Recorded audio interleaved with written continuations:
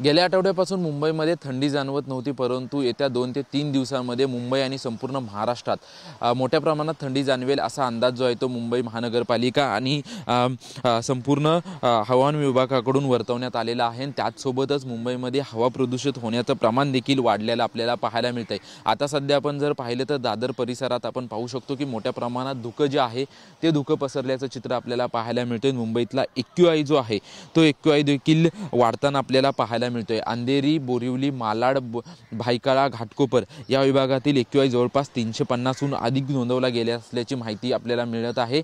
विशेषतः आपण जर पाहायला गेलं तर आतापर्यंत बोरिवली, भायखळा, मालाड या विभागातील AQI जो आहे तो दिवसेंदिवस वाढताना पाहायला मिळत होता, परंतु आता घाटकोपर विभागातील देखील AQI वाढताना आपल्याला पाहायला मिळतोय। आणि यावरती उपाययोजना म्हणून मुंबई महानगरपालिकेकडून अनेक बांधकाम व्यावसायिकांना आणि इमारती बांधकामांना जे आहेत ते मुंबई महानगरपालिकेकडून काम बंदच्या नोटीस देण्यात आलेल्या आहेत। यामध्ये भायखळा आणि बोरिवलीचा मोठ्या प्रमाणात समावेश आहे। तरी देखील मुंबईतील हवेचा गुणवत्ता स्तर जो आहे तो दिवसेंदिवस खालावतानाच पाहायला मिळतोय। मुंबई महानगरपालिकेकडून खरं तर विविध उपाययोजना केल्या जात आहेत, परंतु ह्या उपाययोजना ज्या आहेत त्या कुठेतरी अपुऱ्या असल्याचं चित्र आपल्याला पाहायला मिळतंय। कारण की दिवसेंदिवस मुंबईकरांचं आयुष्य जे आहे ते धोक्यात येतंय की काय अशी परिस्थिती मुंबईमध्ये निर्माण झालेली आहे। कारण की पहाटेच्या वेळेस आणि विशेषतः सकाळी आणि 4 नंतर मुंबईमध्ये अशा प्रमाणात धुकं जे आहे ते मोठ्या प्रमाणात पाहायला मिळते। त्यामुळे मुंबईकरांना खरं तर आरोग्याची चिंता सतावत आहे। विशेषतः पाहायला गेलं तर मालाड, बोरिवली आणि भायखळा या भागामध्ये खरं तर मोठ्या प्रमाणात AQIची नोंद होत होती, परंतु आता घाटकोपरमध्ये देखील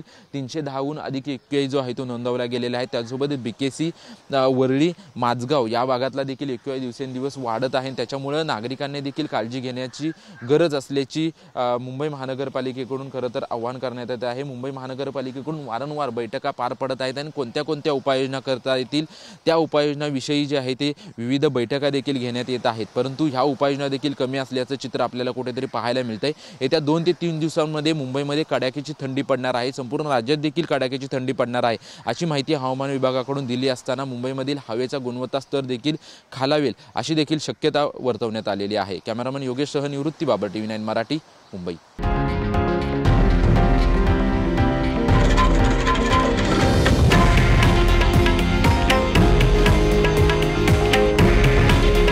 हे आहे देशातील नंबर 1 न्यूज नेटवर्क आणि आपण पाहत आहात TV9 मराठी।